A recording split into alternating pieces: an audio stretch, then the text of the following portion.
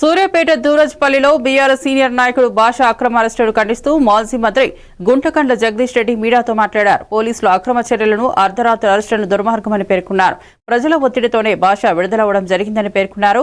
జగదీష్ రెడ్డి వెంట మాజీ MP, ZP vice chairman, municipal vice chairman, BRS party నాయకులు, కార్యకర్తలు పాల్గొన్నారు. నల్గొండ తెలంగాణలో కేవలం పోలీసు రాజ్యం మాత్రమే నడుస్తుంది. ప్రత్యేకించి నల్గొండ జిల్లాలో ఇక్కడ ఉన్న మంత్రులు రైతులకు నీళ్ళు ఇవ్వలేక, కరెంట్ ఇవ్వలేక, ఎరువులు ఇవ్వలేక, ప్రజల నుంచి వస్తున్న ప్రశ్నలకి సమాధానాలు చెప్పలేక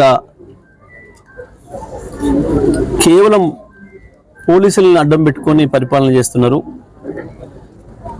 టీఆర్ఎస్ కార్యకర్తలపైన, నాయకులపైన, సోషల్ మీడియా యాక్టివిస్టులపైన, ఆఖరికి ఎవరైనా గ్రామంలో యూరియాలో లైన్లో నిలబడ్డ వాళ్ళని చూపిస్తూ ఒక వీడియో పెడితే కూడా పోలీసులను తోలి పిలిపించి అరెస్టులు చేయించి భయపెట్టించి రాజ్యాన్ని నడపాలనుకుంటున్నారు.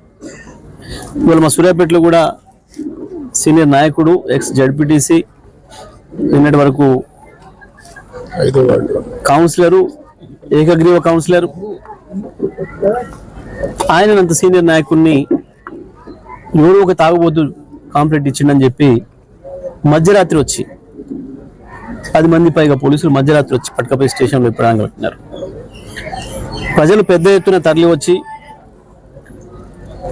మహిళలు మొత్తం ఊరికి ఊరు మహిళలందరూ కదిలి వచ్చి స్టేషన్ ముందర కూర్చుంటే ఇవాళ ప్రజల ఒత్తిడికి భయపడి మళ్ళీ వదిలిపెట్టారు. ప్రజా ఉద్యమాల ద్వారానే నాయకుల్ని, కార్యకర్తల్ని కాపాడుకోవాలి తప్ప